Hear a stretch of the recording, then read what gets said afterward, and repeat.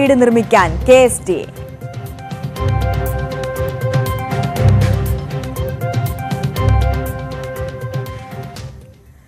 വിശദമായ വാർത്തകളിലേക്ക്. മലപ്പുറം പെരിന്തൽമണ്ണയിൽ പ്രദർശന നഗരിയിൽ സംഘടിപ്പിച്ച സംഗീത നിശയിൽ സംഘർഷം. 4 പേർക്ക് പരിക്കേറ്റു. അനുമതിയില്ലാതെ പ്രദർശനത്തിനിടെ മ്യൂസിക് സംഘടിപ്പിച്ചതിന് സംഘാടകർക്കെതിരെയും പൊതുജനങ്ങൾക്ക് ശല്യമുണ്ടാക്കിയതിന് കണ്ടാലറിയാവുന്ന 20ഓളം പേർക്കെതിരെയും പോലീസ് കേസെടുത്തു.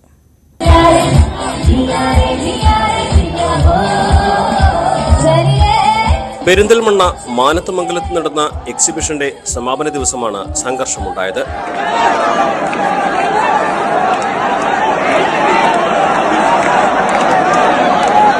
സമാപന ദിവസം സംഘാടകർ ഗാനമേള സംഘടിപ്പിച്ചിരുന്നു. എന്നാൽ തിരക്ക് കൂടിയതോടെ ഗാനമേള ഇടയ്ക്ക് നിർത്തിവെച്ചു. പരിപാടി നിർത്തിയതോടെ ആളുകൾ ക്ഷുഭിതരായി. വേണ്ടത്ര സൗകര്യമൊരുക്കാതെയാണ് ഗാനമേള സംഘടിപ്പിച്ചതെന്നും ടിക്കറ്റിന്റെ പണം തിരിച്ചു വേണമെന്നും കാണികൾ ആവശ്യപ്പെട്ടു. ഇതോടെ സംഘർഷവും കയ്യാങ്കളിയും തുടങ്ങി. ജനങ്ങൾ ടിക്കറ്റ് കൗണ്ടറും ഉപകരണങ്ങളും സ്റ്റേജും തകർത്തു. ഉന്തിലും തള്ളിലും 4 പേർക്ക് പരിക്കേറ്റു. പോലീസ് ഇടപെട്ടാണ് സ്ഥിതിഗതികൾ നിയന്ത്രണ വിധേയമാക്കിയത്. പോലീസ് ശബ്ദ സംവിധാനങ്ങൾ കൊണ്ടുപോവുകയും ചെയ്തു. സംഗീത നിശ സംഘടിപ്പിക്കാൻ അനുവാദം സംഘാടകർ വാങ്ങിയിരുന്നില്ലെന്ന് പോലീസ് പറഞ്ഞു. അനുവാദമില്ലാതെ ഇത്തരത്തിലൊരു പരിപാടി സംഘടിപ്പിച്ചതിന് സംഘാടകർക്കെതിരെയും പൊതുജനങ്ങൾക്ക് ശല്യമാവുന്ന തരത്തിൽ പെരുമാറിയതിന് കണ്ടാലറിയുന്ന 20 പേർക്കെതിരെയും പെരിന്തൽമണ്ണ പോലീസ് കേസെടുത്തു. ന്യൂസ് 18 മലപ്പുറം. പത്തനംതിട്ട ചുരുളിക്കോട് ഗാനമേള സംഘത്തിന്റെ വാഹനവും പച്ചക്കറി ലോറിയും കൂട്ടിയിടിച്ചുണ്ടായ അപകടത്തിൽ 2 പേർ മരിച്ചു. നീലഗിരി സ്വദേശി അജിത്, പുന്നപ്ര സ്വദേശി അഖിൽ എന്നിവരാണ് മരിച്ചത്. പത്തനംതിട്ട കോഴഞ്ചേരി റോഡിൽ ചുരുളിക്കോട് രാവിലെ 6:45-നാണ് അപകടമുണ്ടായത്. ഗാനമേള സംഘത്തിന്റെ പിക്കപ്പ് വാനും പച്ചക്കറി കയറ്റി വന്ന ലോറിയും കൂട്ടിയിടിച്ചായിരുന്നു അപകടം. ഇടിയുടെ ആഘാതത്തിൽ പിക്കപ്പ് വാൻ പൂർണ്ണമായും തകർന്നു. നീലഗിരി സ്വദേശി അജിത്ത്, പുന്നപ്ര സ്വദേശി അഖിൽ എന്നിവർ അപകടത്തിൽ മരിച്ചു. പിക്കപ്പ് വാനിൽ ഉണ്ടായിരുന്നവരാണ് ഇവർ. വലിയ ശബ്ദം കേട്ട് ഓടിക്കൂടിയ നാട്ടുകാരാണ് രക്ഷാപ്രവർത്തനം നടത്തിയത്. അപകടത്തിൽപ്പെട്ട വാഹനത്തിലുണ്ടായിരുന്ന മറ്റുള്ളവരെ ഉടൻ ആശുപത്രിയിലെത്തിച്ചു. ഇവർ ചികിത്സയിലാണ്. പച്ചക്കറി ലോറി പത്തനംതിട്ടയിൽ നിന്നും കോഴഞ്ചേരി ഭാഗത്തേക്ക് പോവുകയായിരുന്നു. പുന്നപ്ര സ്വദേശികളുടേതാണ് പിക്കപ്പ് വാൻ. സീതത്തോടിലെ പരിപാടിക്ക് ശേഷം മടങ്ങുകയായിരുന്നു ഗാനമേള സംഘം. ന്യൂസ് 18 പത്തനംതിട്ട. ചരക്ക് ലോറിയും ഒമ്നി വാനും കൂട്ടിയിടിച്ച് യുവാവിന് ദാരുണാന്ത്യം. പുലർച്ചെ മൂവാറ്റുപുഴ അടുപ്പറമ്പിലുണ്ടായ അപകടത്തിൽ ഒമ്നി വാൻ ഡ്രൈവർ കരിങ്കുന്നം തെരുവക്കാട്ടിൽ ജോസഫ് പയസാണ് മരിച്ചത്. മൂവാറ്റുപുഴ ഭാഗത്തു നിന്ന് തൊടുപുഴയിലേക്ക് ചരക്കുമായി പോവുകയായിരുന്ന ലോറിയും തൊടുപുഴ ഭാഗത്തു നിന്ന് മൂവാറ്റുപുഴയിലേക്ക് വരികയായിരുന്ന ഒമ്നി വാനും കൂട്ടിയിടിച്ചാണ് അപകടമുണ്ടായത്. ഇടിയുടെ ആഘാതത്തിൽ ഒമ്നി വാൻ പൂർണ്ണമായും ലോറി ഭാഗികമായും തകർന്നു. ലോറി ഡ്രൈവർ അപകടത്തിൽ പരുക്കേൽക്കാതെ രക്ഷപ്പെട്ടു.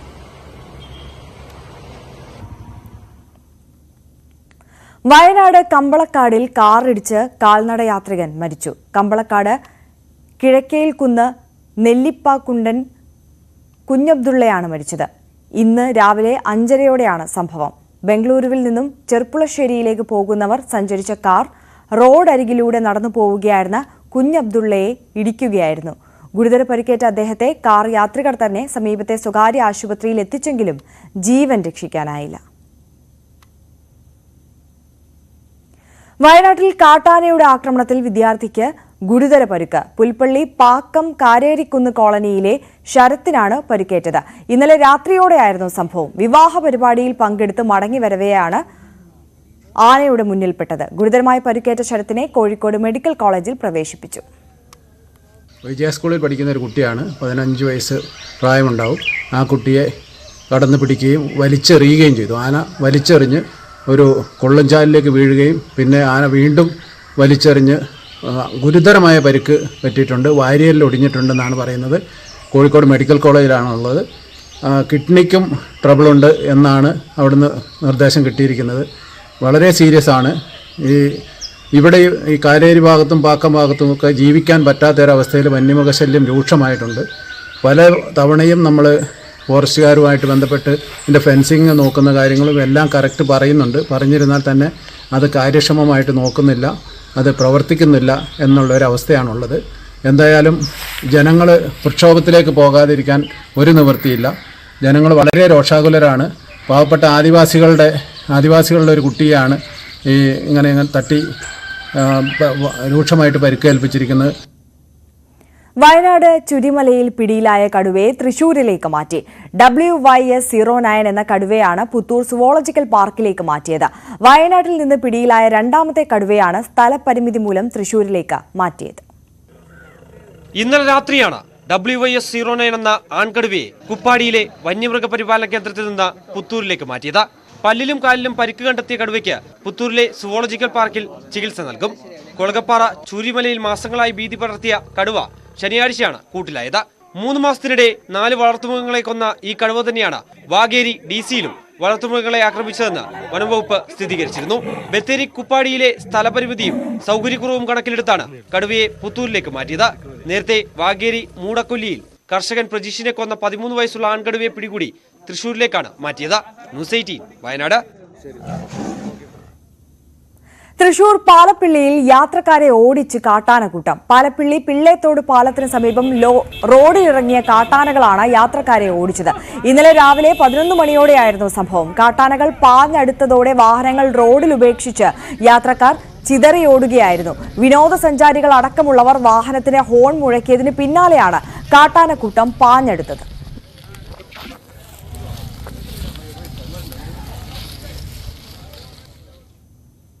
കത്തോലിക്ക കോൺഗ്രസ് ആലക്കോട് മേഖലാ കമ്മിറ്റിയുടെ നേതൃത്വത്തിൽ ഏകദിന സത്യഗ്രഹ സമരം.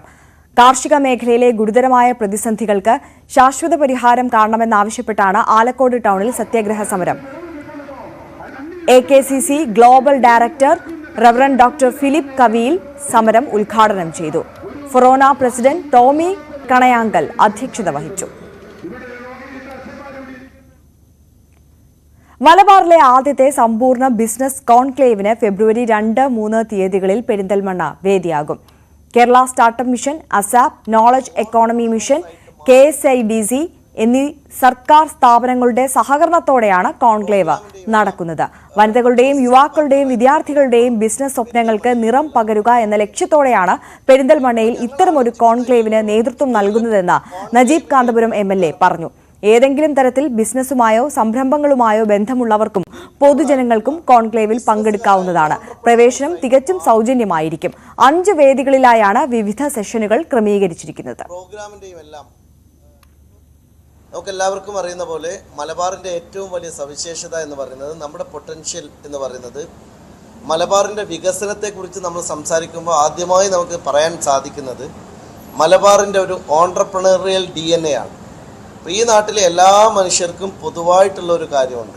അത് ഒരു സംരംഭകത്വ മനസ്സെന്ന് പറയുന്നതാണ്.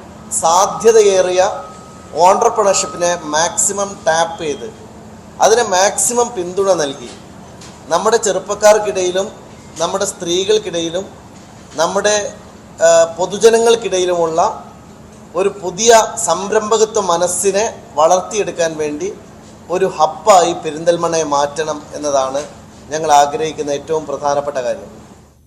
ഇടുക്കി സീറ്റിൽ അവകാശവാദം ഉന്നയിച്ച് കേരള കോൺഗ്രസ് എം. നിലവിലെ സീറ്റിന് പുറമെ കേരള കോൺഗ്രസ് ആവശ്യപ്പെടുന്ന സീറ്റിൽ ഇടുക്കിയാണ് പ്രഥമ പരിഗണനയെന്ന് ജില്ലാ പ്രസിഡന്റ് ജോസ് പാലത്തിനാൽ പറഞ്ഞു.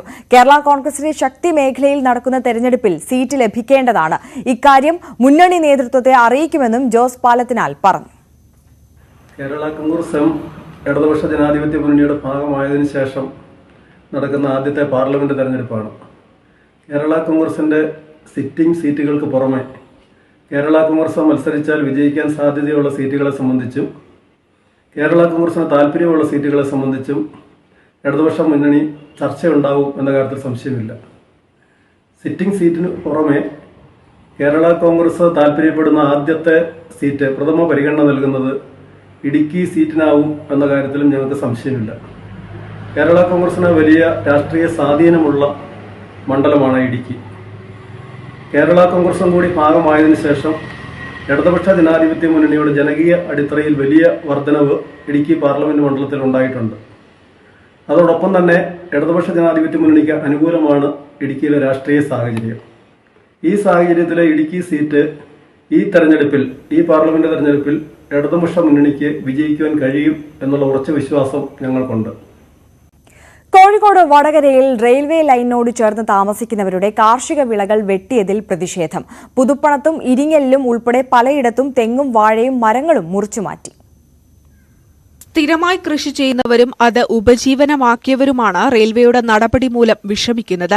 സുരക്ഷയുടെ പേരിലാണ് മുറിച്ചുമാറ്റിയതെങ്കിലും പെട്ടെന്നുണ്ടായ നടപടിയിൽ പ്രയാസം നേരിടുകയാണ് ഇവിടുത്തുകാർ. പുതുപ്പണത്ത് മാത്രം കുലയ്ക്കാറായ 50-ലേറെ വാഴകളും നിരവധി തെങ്ങുകളും വെട്ടിമാറ്റി.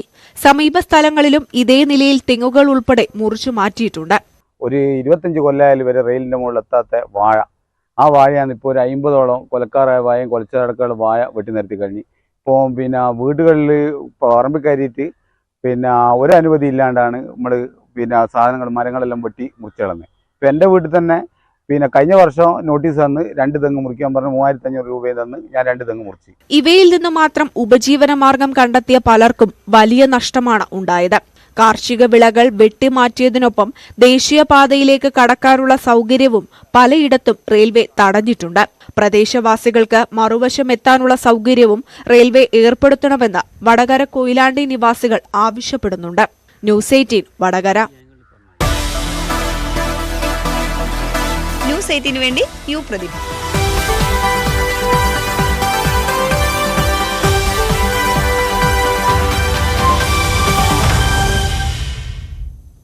കാസർഗോഡ് വലിയ പറമ്പിൽ പാലിയേറ്റീവ് സംഗമത്തിൽ താരമായി 86-കാരി മാണിക്കമ്മ. ഗ്രാമപഞ്ചായത്ത് സംഘടിപ്പിച്ച പരിപാടിയിലാണ് പ്രായത്തെ തോൽപ്പിക്കുന്ന പ്രകടനവുമായി മാണിക്കമ്മ എത്തിയത്. നാടൻ പാട്ട് കലാകാരൻ സുഭാഷ് ആറുകര വിളിച്ചപ്പോൾ പ്രായത്തിന്റെ അവശത മറന്ന് മാണിക്കമ്മ വേദിയിലേക്കെത്തി. പിന്നീട് നടന്നത് ഗംഭീര കലാപ്രകടനമായിരുന്നു. ആദ്യം കുശലം പറച്ചിലായിരുന്നു. മാണിക്കമ്മയുടെ കളങ്കമില്ലാത്ത വാക്കുകൾ കേട്ട് സകലരും പൊട്ടിച്ചിരിച്ചു. പിന്നെ ആർക്കുമറിയാത്ത പാട്ടുകൾ പാടി അത്ഭുതപ്പെടുത്തി. ഇന്നലെ പോയിട്ടും വന്നില്ലല്ലോ, 10 പൂറ്റി പതിഞ്ഞും തോന്നും, ചേനക്കനാറ് കണ്ടും തോന്നും, മലയാളം മക്കട്ടെ വയ്യ കുത്തും പെണ്ണ് മുക്കിന് മരുന്നൊക്കെ അരിയാൻ കുരിങ്ങട്. ആരെ പാട്ടത്? അതിലുമേറെ ആശ്ചര്യപ്പെടുത്തുന്നതായിരുന്നു ഒപ്പനയ്ക്കും നാടൻ പാട്ടിനുമൊപ്പമുള്ള പ്രകടനം.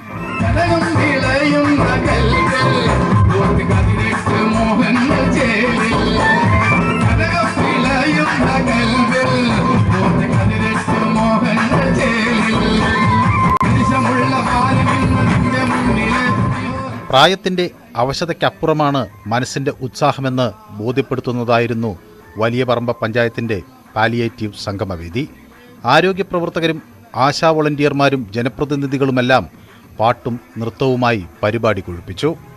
പഞ്ചായത്ത് പ്രസിഡന്റ് സജീവൻ ഇടയലക്കാട്, ഖാദർ പാണ്ഡ്യാല എന്നിവർ മുഴുനീള പരിപാടികൾക്ക് നേതൃത്വം നൽകി. ന്യൂസ് 18 വലിയ പറമ്പ.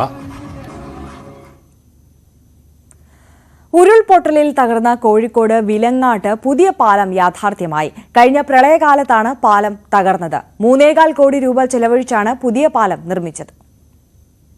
2018-ലും 2019-ലും ഉരുട്ടിപ്പാലം തകരുകയും വെള്ളത്തിൽ മുങ്ങുകയും ചെയ്തിരുന്നു. ഇതോടെ വിലങ്ങാട്ടെ 100 കണക്കിന് കുടുംബങ്ങൾ ഒറ്റപ്പെട്ടു.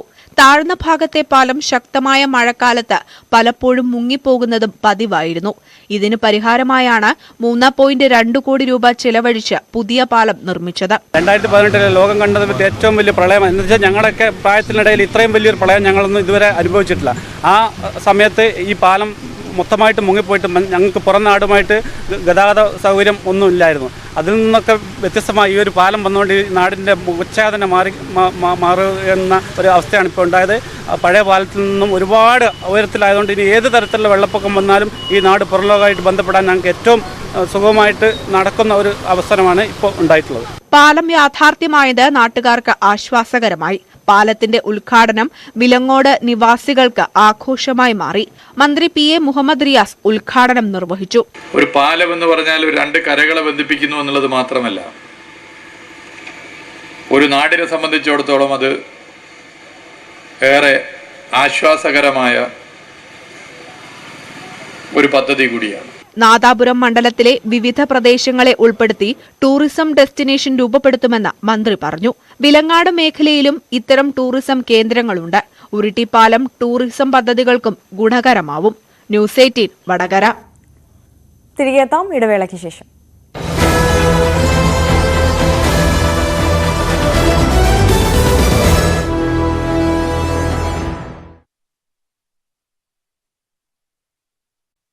വലിയ നിങ്ങൾ എവിടെ പോകുന്ന താങ്കൾ പറയുന്നത്? അപ്പോൾ സാധിക്കുന്നതല്ല. ജനങ്ങളെ അവർക്ക് ആ രീതിയിൽ സംഘടിപ്പിക്കാനാവില്ല.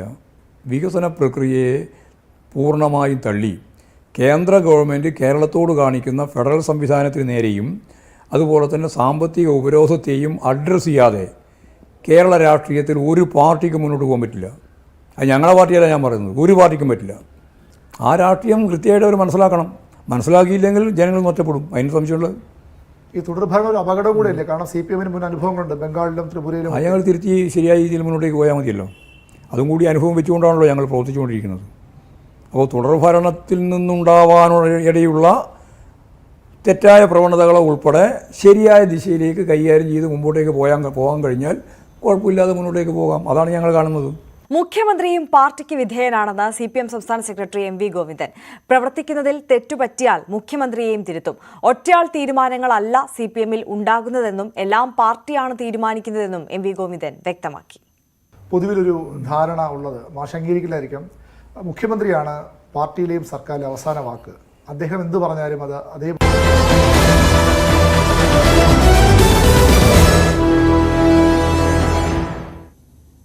വാർത്തകളിലേക്ക്.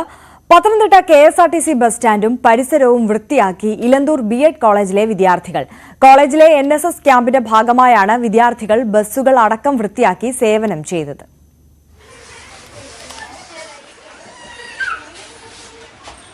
പൊതുസ്ഥലങ്ങൾ വൃത്തിയായി സൂക്ഷിക്കുക എന്ന ബോധം വിദ്യാർത്ഥികളിൽ വളർത്തിയെടുക്കുക എന്ന ലക്ഷ്യത്തിന്റെ ഭാഗമായാണ് പത്തനംതിട്ട KSRTC ബസ് സ്റ്റാൻഡും പരിസരവും ഇലന്തൂർ B.Ed കോളേജിലെ വിദ്യാർത്ഥികൾ വൃത്തിയാക്കിയത്. ബസ്സുകൾ കഴുകിയും ബസ് സ്റ്റാൻഡിലെ മാലിന്യങ്ങൾ നീക്കം ചെയ്തുമാണ് ശുചീകരണ പ്രവർത്തനങ്ങളിൽ വിദ്യാർത്ഥികൾ പങ്കാളികളായത്.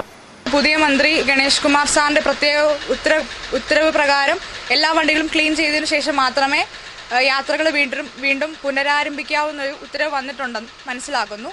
അപ്പം ഞങ്ങളുടെ ഭാഗത്തു നിന്ന് എന്തെങ്കിലും കാര്യങ്ങൾ അതിനുവേണ്ടി ചെയ്യണമെന്ന് ആഗ്രഹമുണ്ടായിരുന്നു. അതുകൊണ്ടാണ് ഇന്നത്തെ ഒരു ദിവസം ഇതിനുവേണ്ടി ഞങ്ങൾ മാറ്റിവെച്ചിരിക്കുന്നത്. കോളേജിലെ NSS ക്യാമ്പിന്റെ ഭാഗമായാണ് ശുചീകരണം നടത്തിയത്. 37 വിദ്യാർത്ഥികളാണ് ശുചീകരണത്തിൽ പങ്കാളികളായത്. പൊതുസ്ഥലങ്ങൾ വൃത്തിയാക്കുക എന്നുള്ളത് ഓരോ വ്യക്തിയുടെയും ഉത്തരവാദിത്വമാണ്. അപ്പോൾ നമ്മൾ കോളേജിലെ B.Ed ട്രെയിനീസിന് അങ്ങനെയുള്ളൊരു ബോധം അവരിൽ ഉണ്ടാക്കുക, സമൂഹ നന്മയ്ക്ക് വേണ്ടി കാര്യങ്ങൾ ചെയ്യുക എന്ന ഉദ്ദേശത്തോടെയാണ് കുട്ടികളെ നമ്മൾ ഇവിടേക്ക് കൊണ്ടുവന്നത്. മെച്ചപ്പെട്ട യാത്രാ സൗകര്യം KSRTCയിൽ ഒരുക്കുന്നതിനുള്ള സർക്കാർ ശ്രമങ്ങളുടെ ഭാഗമായാണ് ശുചീകരണ പ്രവർത്തനങ്ങൾ വിദ്യാർത്ഥികൾ നടത്തിയത്. ന്യൂസ് 18 പത്തനംതിട്ട. ഇടുക്കിയിൽ വിദ്യാർത്ഥിക്ക് വീടൊരുക്കിയ അധ്യാപക കൂട്ടായ്മ. നെടുങ്കണ്ടം കൂട്ടാറിലാണ് അധ്യാപക സംഘടനയായ KSTA വീട് നിർമ്മിച്ചു നൽകിയത്. സംസ്ഥാന വ്യാപകമായി KSTA നടപ്പിലാക്കുന്ന കുട്ടിക്കൊരു വീട് പദ്ധതിയുടെ ഭാഗമായാണ് കൂട്ടാറിലും വീട് നിർമ്മിച്ചത്. KSTA 31ാം സംസ്ഥാന സമ്മേളനത്തിനോടനുബന്ധിച്ചാണ് സംസ്ഥാനത്തെ മുഴുവൻ ഉപജില്ലകളിലും ഓരോ വീട് വീതം നിർമ്മിച്ചു നൽകാൻ തീരുമാനിച്ചത്. സംഘടനയുടെ നേതൃത്വത്തിൽ കണ്ടെത്തുന്ന അർഹരായ കുട്ടികൾക്കായാണ് വീടൊരുക്കുന്നത്.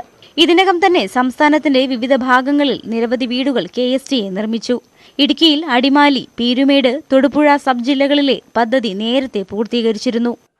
പൊതുവിദ്യാലയങ്ങളിൽ പഠിക്കുന്ന ഏറ്റവും അർഹമായ ഒരു കുട്ടിക്ക് വീട് വെച്ച് കൊടുക്കുന്ന ഒരു പ്രോജക്റ്റ് ഏറ്റെടുക്കുകയായിരുന്നു. കഴിഞ്ഞ 2 വർഷങ്ങളിലായി 106 വീടുകളാണ് കേരളത്തിൽ ആകമാനം നിർമ്മിച്ചു നൽകിയത്. ഈ വർഷം 42 വീടുകൾ കൂടി പൂർത്തിയാക്കി താക്കോൽ കൈമാറ്റ പ്രക്രിയ നടന്നുവരികയാണ്. ഇടുക്കി ജില്ലയിൽ പൂർത്തീകരിച്ചത് 4 വീടുകളാണ്. നെടുങ്കണ്ടം സബ് ജില്ലയിൽ ഉൾപ്പെടുന്ന കല്ലാർ ഗവൺമെന്റ് ഹയർ സെക്കൻഡറി സ്കൂളിലും കൂട്ടാർ SNLP സ്കൂളിലും പഠിക്കുന്ന സഹോദരങ്ങൾക്കായാണ് വീടൊരുക്കിയത്. താക്കോൽദാനം ഉടുമ്പൻചോല MLA MM മണി നിർവഹിച്ചു. ഒരു വീട് നിർമ്മിച്ചു കൊടുക്കാനെടുത്ത തീരുമാനം തികച്ചും ഉചിതമാണ്. അത് എന്തുകൊണ്ടും വലിയ പ്രാധാന്യം അർഹിക്കുന്നു എന്നുള്ള കാര്യവും ഞാൻ ഈ അവസരത്തിൽ ഓർമ്മപ്പെടുത്തുവാൻ ആഗ്രഹിക്കുക. ഈ മാർഗം ഇനിയും തുടരണം. ന്യൂസ് 18 ഇടുക്കി. ന്യൂസ് 8 വേണ്ടി തൃശൂരിൽ നിന്നും VS സുനിൽകുമാർ, മുൻ കൃഷിമന്ത്രി.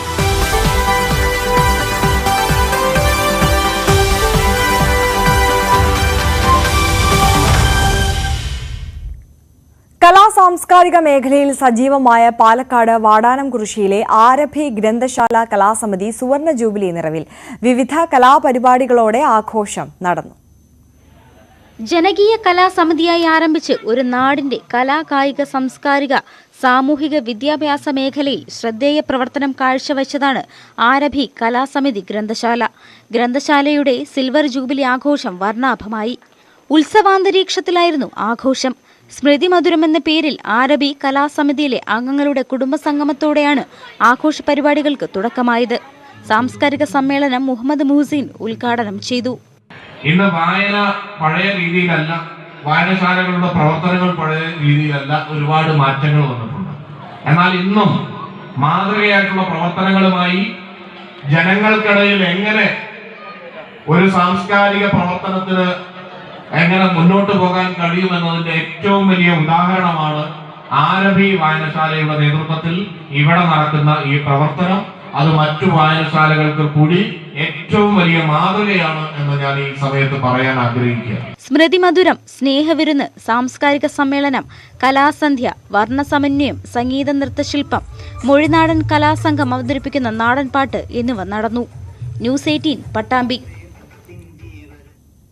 തോന്നി മെഡിക്കൽ കോളേജിൽ പ്രവർത്തന സജ്ജമായ പീഡിയാട്രിക് ഐസിയുവിന്റെയും ബോയ്സ് ഹോസ്റ്റലിന്റെയും ഉദ്ഘാടനം KU ജനീഷ് കുമാർ MLA നിർവഹിച്ചു.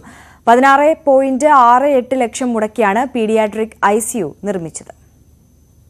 ആധുനിക സൗകര്യങ്ങളോടുകൂടിയ പീഡിയാട്രിക് ICU 16.68 ലക്ഷം രൂപ മുടക്കിയാണ് നിർമ്മിച്ചത്. കൂടാതെ 1.68 കോടി രൂപ ചെലവഴിച്ച് 10 ICU bed, 10 monitor, 5 ventilator, ICU ഉപകരണങ്ങൾ എന്നിവയും സജ്ജമാക്കിയിട്ടുണ്ട്.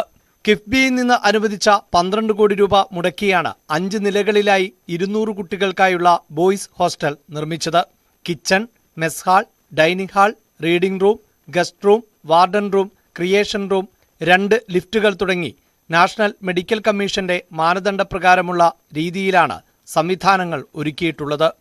കോന്നി മെഡിക്കൽ കോളേജ് എന്ന് കേൾക്കുമ്പോൾ തന്നെ ഒരു ഓഫീസിലും ഒരു ഫയലും തങ്ങി നിൽക്കാതെ വളരെ വേഗം എല്ലാ നടപടിക്രമങ്ങളും പൂർത്തീകരിച്ച് നമ്മുടെ നാട്ടുകാരൻ കൂടിയായിട്ടുള്ള ധനകാര്യ വകുപ്പ് മന്ത്രി ശ്രീ KN ബാലഗോപാൽ, കേരളത്തിൻ്റെ പ്രിയപ്പെട്ട മുഖ്യമന്ത്രി ശ്രീ പിണറായി വിജയൻ, നമ്മുടെ ആരോഗ്യവകുപ്പ് മന്ത്രിയുടെ ഇടപെടലൊക്കെ ഭാഗമായി നമ്മൾ ആവശ്യപ്പെട്ട തസ്തികകളെല്ലാം നമുക്ക് അനുവദിച്ചു തന്നിരിക്കുകയാണ്. കോന്നി മെഡിക്കൽ കോളേജിന്റെ പ്രവർത്തനങ്ങൾ ശക്തിപ്പെടുത്തുന്നതിനായി 37 അധ്യാപക തസ്തികകളും ഒരു ലേ സെക്രട്ടറി തസ്തികയും സൃഷ്ടിച്ചു. കൂടാതെ എമർജൻസി മെഡിസിൻ വിഭാഗവും ഫിസിക്കൽ മെഡിസിൻ ആൻഡ് റീഹാബിലിറ്റേഷൻ വിഭാഗവും ആരംഭിക്കാൻ അനുമതി ലഭിച്ചിട്ടുണ്ട്. എമർജൻസി മെഡിസിൻ വിഭാഗത്തിനായി 4 തസ്തികകളും PMR വിഭാഗത്തിൽ 2 തസ്തികകളും പുതുതായി സൃഷ്ടിച്ചു. ന്യൂസ് 18 പത്തനംതിട്ട. ഭിന്നശേഷിക്കാരായ കുട്ടികൾക്ക് ആവശ്യമായ സഹായങ്ങൾ നൽകുന്നതിന് സർവേ തുടങ്ങി. പാലക്കാട് പട്ടാമ്പി അമൽ ചാരിറ്റബിൾ സൊസൈറ്റിയും അക്കര ഫൗണ്ടേഷൻ കാസർഗോഡിന്റെയും സംയുക്ത ആഭിമുഖ്യത്തിലാണ് പ്രവർത്തനം. ശാരീരിക മാനസിക വെല്ലുവിളികൾ നേരിടുന്ന 10 വയസ്സിന് താഴെയുള്ള കുട്ടികളെ കണ്ടെത്തി അവർക്ക് ആവശ്യമായ പരിചരണവും സംരക്ഷണവും നൽകുന്ന പദ്ധതിയാണ് ആവിഷ്കരിക്കുന്നത്. ജീവകാരുണ്യ രംഗത്തെ സജീവ സാന്നിധ്യമായ പട്ടാമ്പി അമൽ കൂട്ടായ്മയുടെയും അക്കര ഫൗണ്ടേഷൻ കാസർഗോഡിന്റെയും ആഭിമുഖ്യത്തിൽ നടത്തുന്ന പദ്ധതിക്ക് മുന്നോടിയായി സർവേ നടത്തിയിരുന്നു. ഇതിലൂടെ കണ്ടെത്തിയ കുട്ടികളുടെ സ്ക്രീനിംഗ് ക്യാമ്പാണ് പട്ടാമ്പി ഗവൺമെന്റ് ഹയർ സെക്കൻഡറി സ്കൂളിൽ നടത്തിയത്. ഏകദേശം 5ഓളം ഡിപ്പാർട്ട്മെൻറ്റുകൾ ഇവിടെ ഉണ്ട്. അവരാണത് കണ്ടെത്തി അവർക്ക് ആവശ്യമായ ചികിത്സ ആവശ്യമായത് എന്താണ് എന്ന് കണ്ടെത്തിക്കൊണ്ട് രക്ഷിതാക്കളോട് പറയുന്നത്. തുടർ ചികിത്സയ്ക്ക് വേണമെന്നുണ്ടെങ്കിൽ ഞങ്ങളുടെ സെന്ററിനെ അവർക്ക് സമീപിക്കാം. ക്യാമ്പിൽ 60-ലധികം കുട്ടികൾ പങ്കെടുത്തു. ഇതിലൂടെ കണ്ടെത്തുന്ന കുട്ടികൾക്ക് സൗജന്യ നിരക്കിലും പ്രത്യേക പരിഗണന അർഹിക്കുന്നവർക്ക് സൗജന്യമായും ആവശ്യമായ വൈദ്യസഹായവും കുട്ടികളുടെ ഉന്നമനത്തിന് ആവശ്യമായ സഹായങ്ങളും ഉറപ്പാക്കാനാണ് ശ്രമം. ന്യൂസ് 18 പട്ടാമ്പി. ജനവാസ മേഖലയിൽ ഇറങ്ങുന്ന കാട്ടാനക്കൂട്ടത്തെയും ഒറ്റതിരിഞ്ഞു വരുന്ന കാട്ടുകൊമ്പന്മാരെയും കാട് കയറ്റാനുള്ള നടപടികൾ ഫലപ്രദമല്ലെന്ന് ഡീൻ കുര്യാക്കോസ് MP. ഇക്കാര്യത്തിൽ സർക്കാരിന്റെ ഭാഗത്തു നിന്നുണ്ടാകുന്ന നിസ്സംഗത ആശങ്കാജനകമെന്നും MP പറഞ്ഞു. ഇടുക്കിയിൽ മാങ്കുളം ഉൾപ്പെടെയുള്ള ജനവാസ മേഖലകളിൽ കാട്ടുമൃഗങ്ങളുടെ ശല്യം രൂക്ഷമാകുമ്പോഴും ജനങ്ങളുടെ ജീവന് സംരക്ഷണം ഒരുക്കുവാൻ വനംവകുപ്പ് ഇടപെടുന്നില്ലെന്നും ഡീൻ കുര്യാക്കോസ് MP ആരോപിച്ചു. നിരന്തരമായി കാട്ടാന ആക്രമണം മനുഷ്യജീവനുകൾ കവർന്നെടുത്തുകൊണ്ട് പോകുന്ന തരത്തിലേക്ക് പെരുകുമ്പോഴും സർക്കാരിൻ്റെ ഭാഗത്തു നിന്നുമുള്ള നിസ്സംഗത അങ്ങേയറ്റം ആശങ്കാജനകമാണ്. യാതൊരു തരത്തിലുമുള്ള പ്രതിവിധി സർക്കാർ സംവിധാനത്തിൻ്റെ ഭാഗത്തു നിന്നും ഫോറസ്റ്റ് ഡിപ്പാർട്ട്മെൻറ്റിൻ്റെ ഭാഗത്തു നിന്നും ഉണ്ടായിട്ടില്ല. ഇങ്ങനെ ഒറ്റതിരിഞ്ഞ് നടക്കുന്ന ഒറ്റയാൻ ആനകളെയും അതോടൊപ്പം കൂട്ടമായി വരുന്ന കാട്ടാന കൂട്ടങ്ങളെയും തുരത്തുന്നതിന് വേണ്ടിയിട്ടുള്ള എന്ത് നടപടിയാണ് സർക്കാർ കൈക്കൊണ്ടിട്ടുള്ളത് എന്നറിയാൻ താല്പര്യമുണ്ട്. Palakkad Paruthur library platinum jubilee സമാപനോത്സവത്തിന്റെ ഭാഗമായി നടന്ന കലാപരിപാടികൾ വർണ്ണാഭമായി. ലൈബ്രറി മുറ്റത്ത് നടന്ന സാംസ്കാരിക സന്ധ്യ പ്രശസ്ത എഴുത്തുകാരൻ ഷിഹാബുദ്ദീൻ പൊയ്ത്തുംകടവ് ഉദ്ഘാടനം ചെയ്തു. പരുതൂർ ലൈബ്രറി ആൻഡ് റീക്രിയേഷൻ സെന്ററിന്റെ കഴിഞ്ഞ ഒരു വർഷമായി നടത്തിവന്നിരുന്ന പ്ലാറ്റിനം ജൂബിലി സമാപനോത്സവത്തിന് തുടക്കം. ലൈബ്രറി മുറ്റത്ത് നടന്ന സാംസ്കാരിക സന്ധ്യ എഴുത്തുകാരൻ ഷിഹാബുദ്ദീൻ പൊയ്ത്തുംകടവ് ഉദ്ഘാടനം ചെയ്തു. വായനശാല വൈസ് പ്രസിഡന്റ് എം മോഹൻദാസ് അധ്യക്ഷനായി. KC അലി ഇക്ബാൽ മുഖ്യപ്രഭാഷണം നടത്തി. തുടർന്ന് നടന്ന ഗാനസന്ധ്യയിൽ ഓട്ടിസത്തെ സംഗീതം കൊണ്ട് അതിജീവിച്ച ഗായകൻ R. നിരഞ്ജന്റെ ഗാനാലാപനം നടന്നു.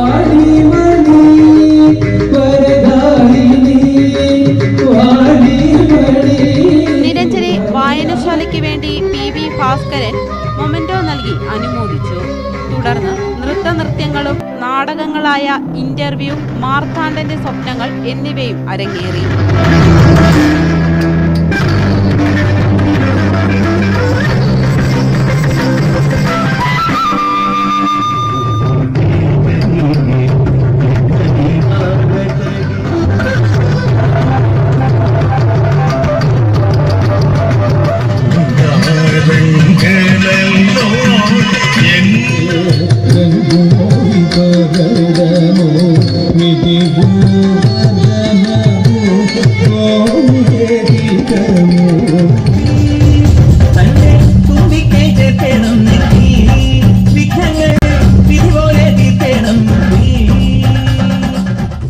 ന്യൂസ് 18 പട്ടാമ്പി. ഇടുക്കിയിൽ നിന്നും ഡീൻ കുര്യാക്കോസ് MP, ന്യൂസ് 18 വേണ്ടി.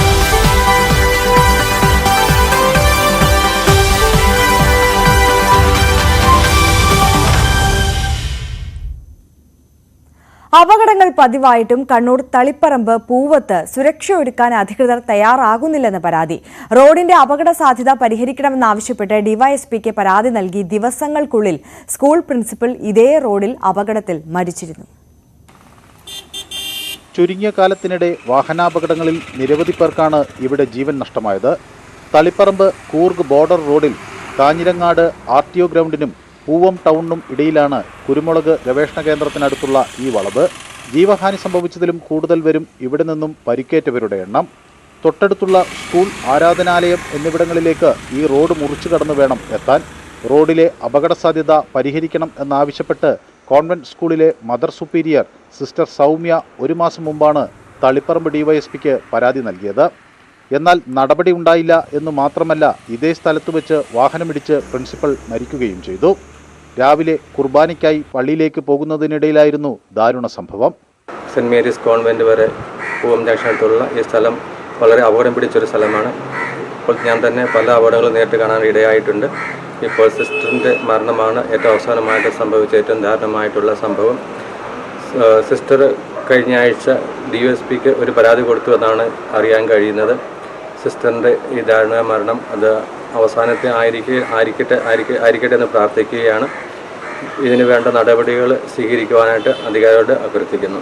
അമിത വേഗതയിൽ കടന്നു പോകുന്ന വാഹനങ്ങളെ നിയന്ത്രിക്കാൻ അധികൃതർക്ക് കഴിയാത്തതാണ് ഇത്തരത്തിലുള്ള സംഭവങ്ങൾ ആവർത്തിക്കാൻ കാരണമെന്നും ആക്ഷേപമുണ്ട്. ന്യൂസ് 18 തളിപ്പറമ്പ്. മറുനാടൻ മലയാളി കർഷകർക്ക് സഹായവുമായി നാഷണൽ ഫാമർ പ്രൊഡ്യൂസർ ഓർഗനൈസേഷൻ വിവിധ സേവന പദ്ധതികൾ ആരംഭിച്ചു. ബയോകെമിസ്ട്രി ലാബും അഗ്രി സർവീസ് കേന്ദ്രവുമാണ് പുതുതായി ആരംഭിച്ചത്. കർണാടക നഞ്ചൻകോട് ബേഗൂരിൽ വെച്ചായിരുന്നു പരിപാടി. ഇടനിലക്കാരുടെ ചൂഷണത്തിൽ നിന്ന് കർഷകരെ രക്ഷിക്കാൻ ഉദ്ദേശിച്ചാണ് കേരളത്തിന് പുറത്ത് കൃഷി ചെയ്യുന്നവരുടെ ക്ഷേമത്തിനായി 2021 നാഷണൽ ഫാർമർ പ്രൊഡ്യൂസർ ഓർഗനൈസേഷൻ പ്രവർത്തനം ആരംഭിച്ചത്. വയനാടിന്റെ വിവിധ ഭാഗങ്ങളിൽ നിന്നുള്ള 600-ലധികം കർഷകർ ചേർന്നാണ് കാർഷിക മേഖലയ്ക്ക് പുത്തൻ ബദൽ നടപ്പിലാക്കുന്നത്. ഇതിന്റെ ഭാഗമായാണ് ഗുണമേന്മയുള്ള ജൈവവളം സ്വന്തമായി നിർമ്മിക്കുന്നതിനും മണ്ണ്, വെള്ളം, വളങ്ങൾ എന്നിവ പരിശോധിച്ച് ഗുണനിലവാരം ഉറപ്പുവരുത്തുന്നതിനുമായി അഗ്രി സർവീസ് സെന്റർ പ്രവർത്തനം ആരംഭിച്ചത്. വലിയ വില കൊടുക്കേണ്ടി വരുന്ന ആ വളത്തിന്, അതായത് 1000 രൂപയും 900 രൂപയൊക്കെ അവർ വില കൊടുത്ത് വാങ്ങുന്ന ഒരു വളം ഞങ്ങൾക്ക് അതിനേക്കാൾ ക്വാളിറ്റിയോടുകൂടി ആദ്യം നമ്മളുടെ പ്രൈസ് 400 രൂപയായിരുന്നു.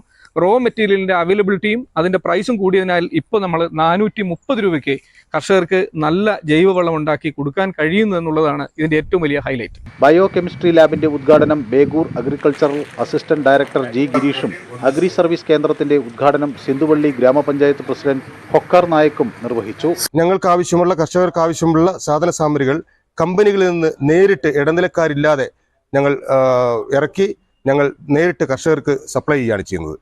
അതായത് കർഷകർക്കുള്ള സംരംഭമായിട്ട് നല്ല രീതിയിൽ മുന്നോട്ട് പോയിക്കൊണ്ടിരിക്കുകയാണ്. നമ്മുടെ ലാബിൻ്റെ മൈക്രോ ന്യൂട്രിയൻസ് അടക്കം pH എല്ലാം വളരെ കൃത്യമായി ചെയ്യാൻ പറ്റുന്ന അത്യാധുനിക മെഷീൻ സംവിധാനമാണ് നമ്മൾ ചെയ്തിരിക്കുന്നത്. കർഷകരിവിടെ വന്ന് നമ്മുടെ മണ്ണും വെള്ളവും കൊടുത്തിട്ടുണ്ടെങ്കിൽ നമുക്ക് അധികം താമസിയാതെ തന്നെ മണിക്കൂറുകൾക്കുള്ളിൽ തന്നെ അവരുടെ ടെസ്റ്റ് റിപ്പോർട്ട് അവർക്ക് വാട്സപ്പ് ചെയ്ത് കൊടുക്കാൻ പറ്റുന്നതാണ്. ഫെർട്ടിലൈസർ ഷോപ്പിന്റെ ഉദ്ഘാടനവും മൊബൈൽ അഗ്രി സർവീസ് സെന്ററിന്റെ ഉദ്ഘാടനവും നടന്നു. National farmer producer organisation chairman Philip George അധ്യക്ഷനായിരുന്നു. ന്യൂസ് 18 വയനാട്. സ്വർണം വെള്ളി നിരക്കുകൾ. കവിത ഗോൾഡ് ആൻഡ് ഡയമണ്ട്സ് ഇന്നത്തെ സ്വർണം വെള്ളി നിരക്കുകൾ നിങ്ങൾക്കായി സമർപ്പിക്കുന്നത്